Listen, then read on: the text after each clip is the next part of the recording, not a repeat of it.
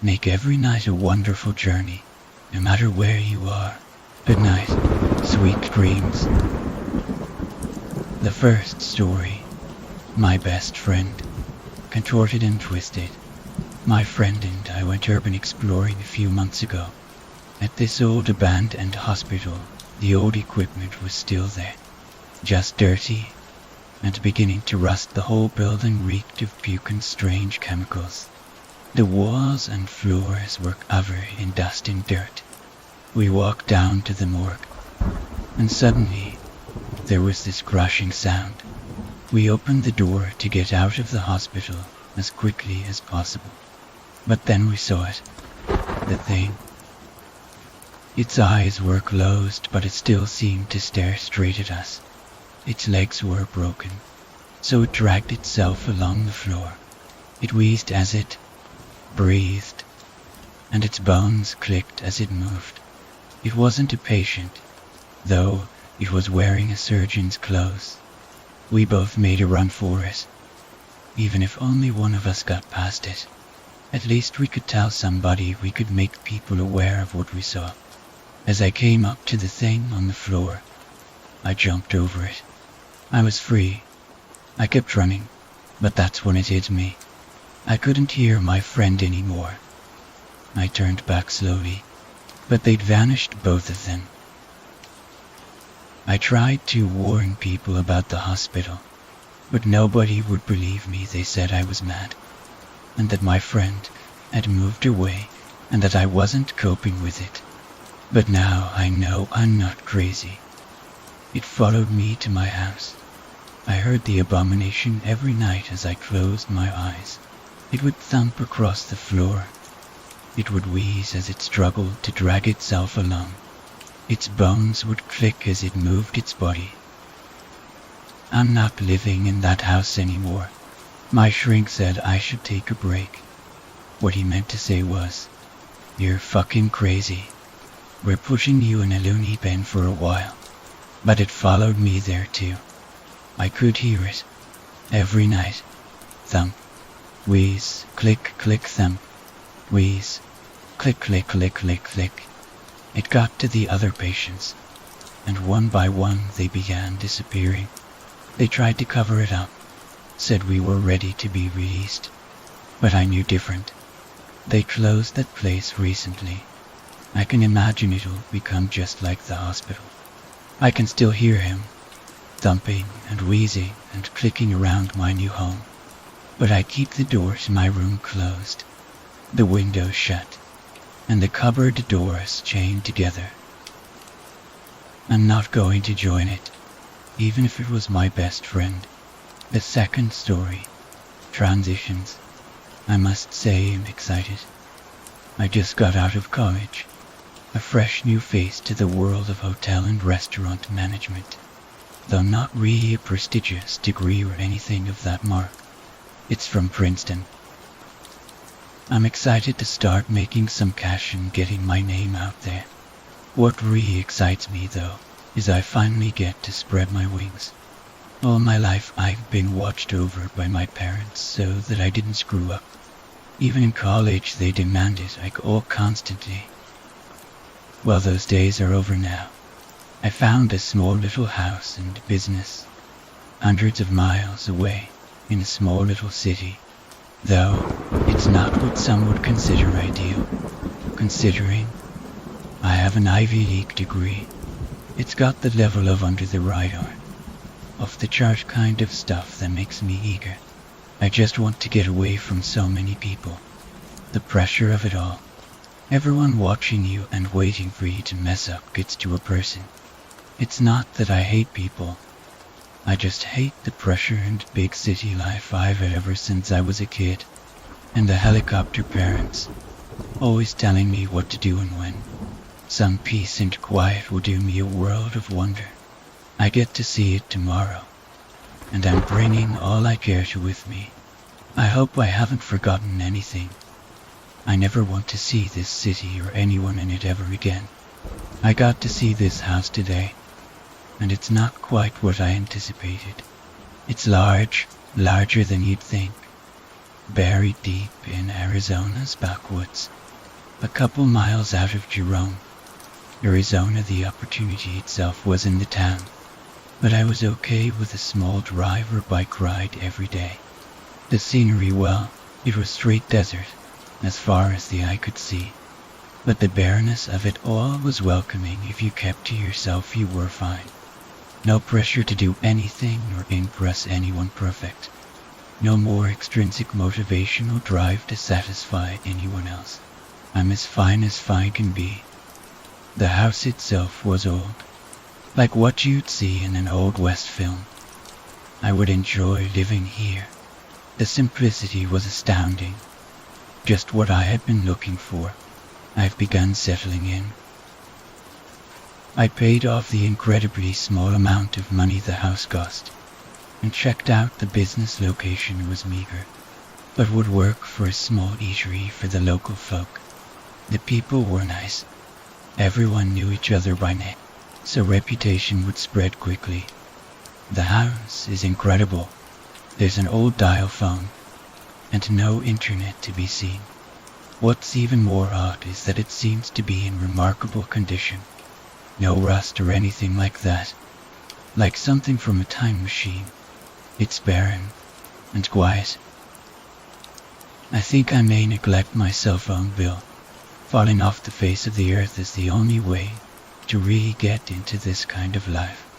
My parents couldn't understand that, so I let them know before I cut the cord.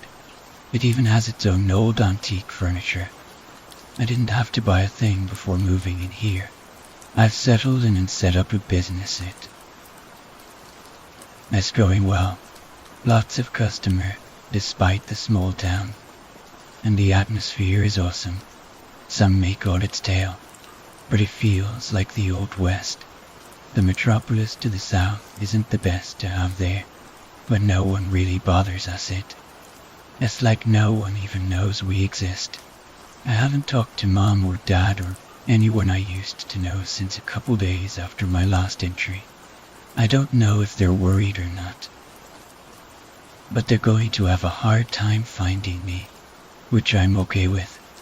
The house is as great as ever, but it's odd. I keep waking up to noises in the house. Nothing big, small creaks and cracks from the floor. But I could swear I heard furniture moving ever so slightly downstairs when I woke last night. Not only that, but this morning there were scratch marks on the floor. Business is going well. Getting to sleep is easier now that it's cooling down outside at night. Having no AC is kind of a pain, but it's easier without that bill. Leaving windows open is such a nice solution. I love the Old West feel. Nothing of my past life remains with me, and it relieves so much stress. But it seems that stress has a way of replacing itself. I keep getting woken up, almost nightly now, to something moving downstairs. It sounds like heavy feet on my old wood floor, and there's nothing but sit in bed and hope it stops. I can't bring myself to go look it. Be silly. There's nothing there. Something is going on. I was skeptical at the noises, but now something is actually happening in my house. I walked downstairs this morning to a rat's body. Its head a few feet away from the rest of its mangled corpse. I thought the cat might have done it, but I didn't have a cat.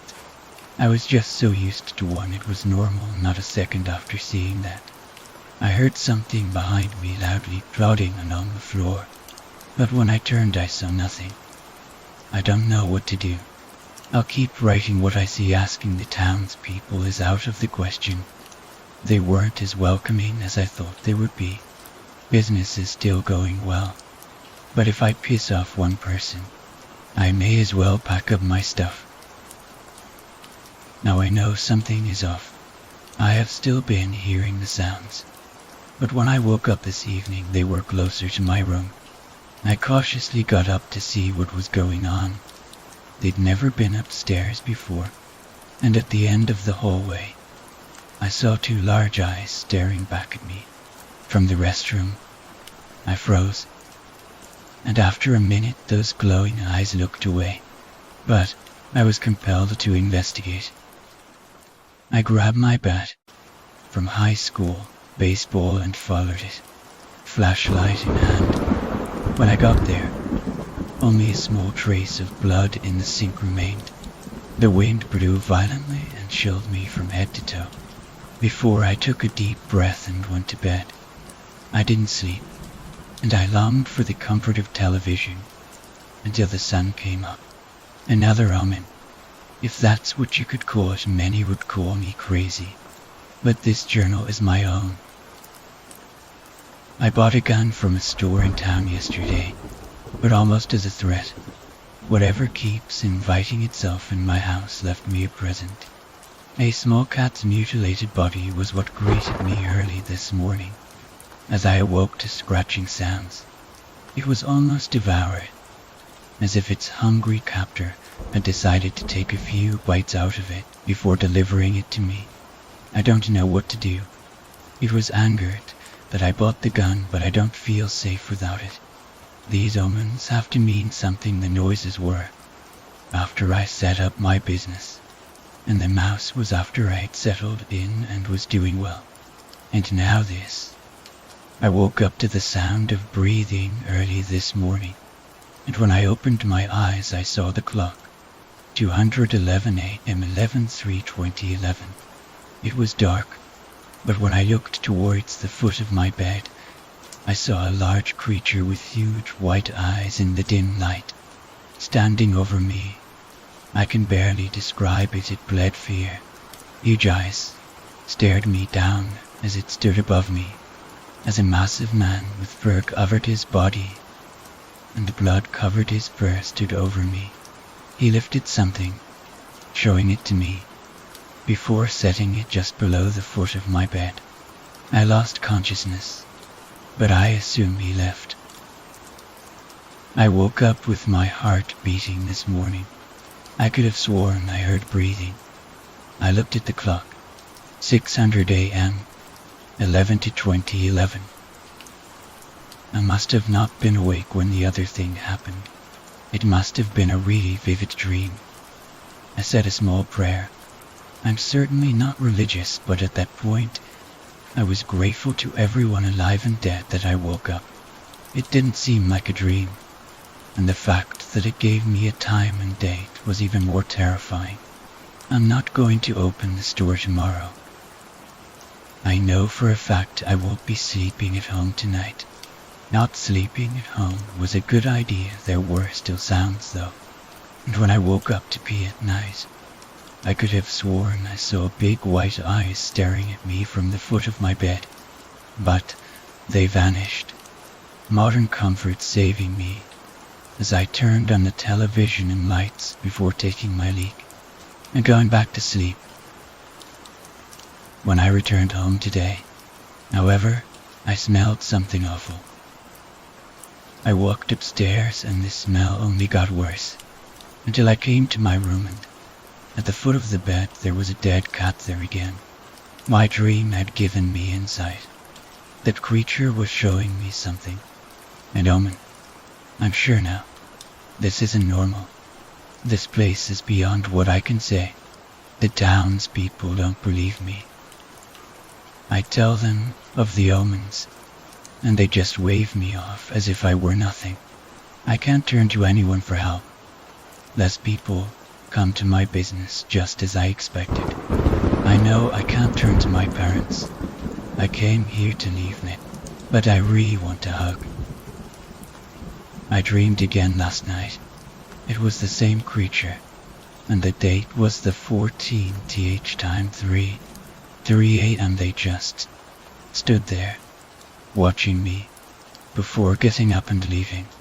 I awoke last night, remembering what I had seen in my dream.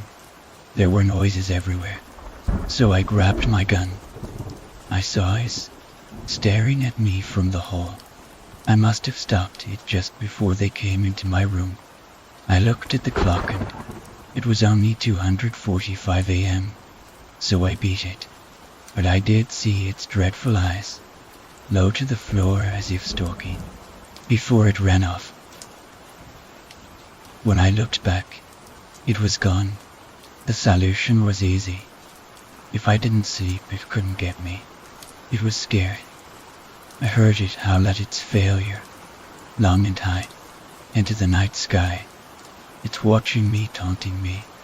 I've stayed awake for 2 days, but it knows I have to sleep sometime. I've seen it in town, the people I know, and they must be helping it. They know, and that's why they ignored what I said. I was right not to trust anyone when I came here. They just want this thing to be fed. I've spent enough time with this kind of stuff to know. The internet is full of it. I dreamed again last night. It showed the 16th of December on my alarm clock at 12.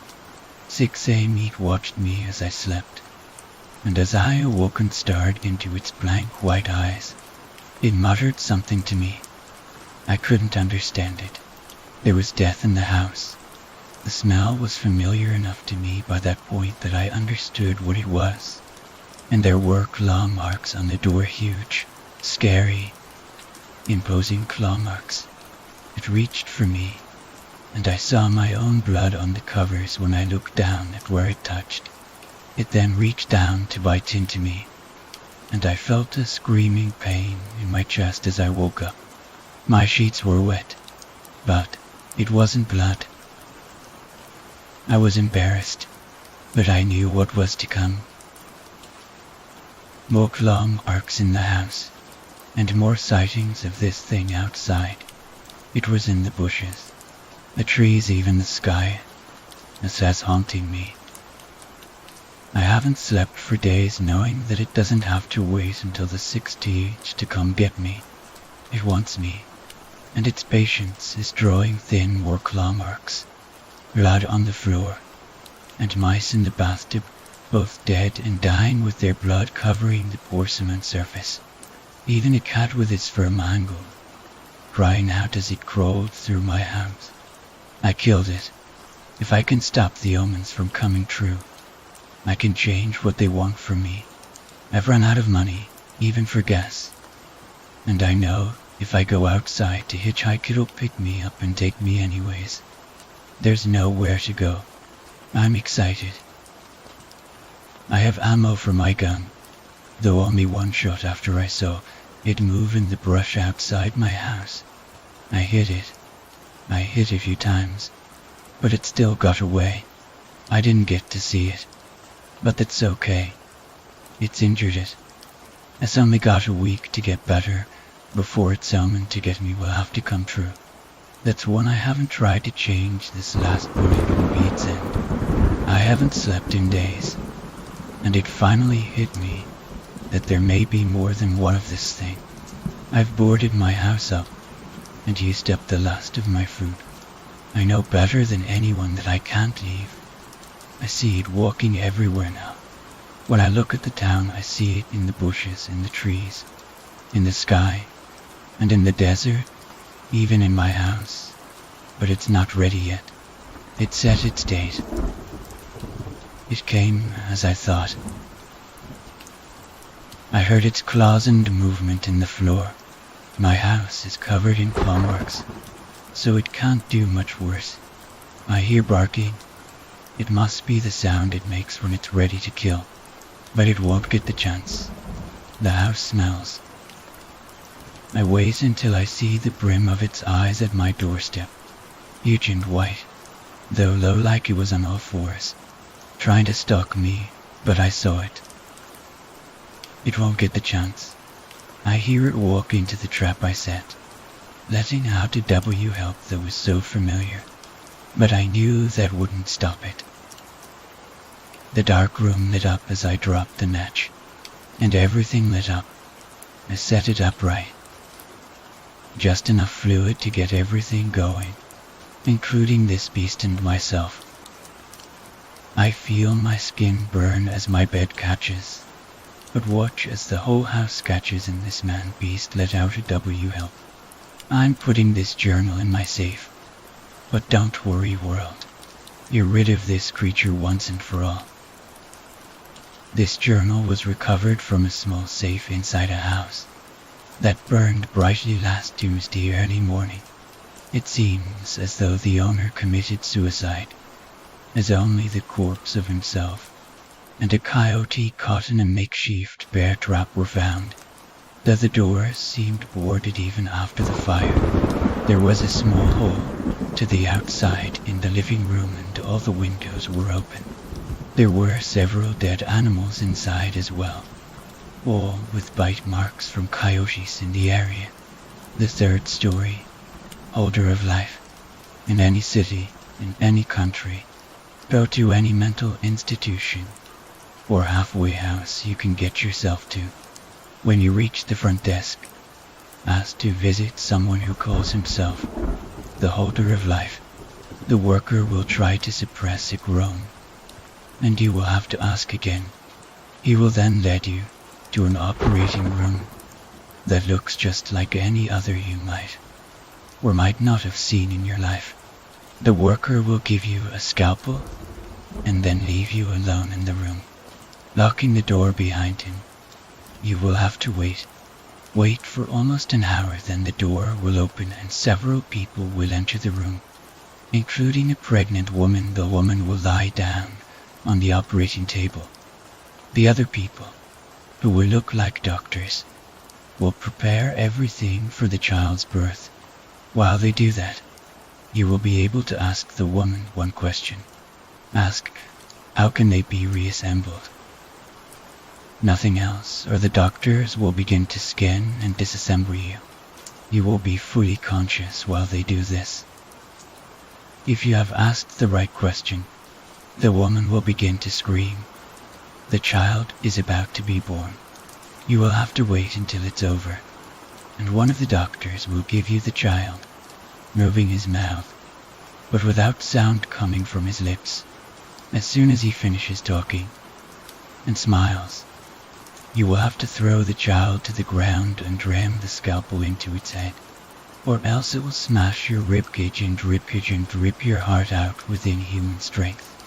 If you have thrown the child to the ground in time, it will, despite the scalpel in its head, answer the question you have asked earlier. It will speak with a demonic voice that might drive you mad. While it is talking, the other people in the room will vanish without leaving a trace. After the child finishes talking, it will simply die, and the door of the room will unlock. You are now free to go, if you have not been driven mad by the voice. The dead baby is Object 11 of 538. Dare you not remove the scalpel? Previous next.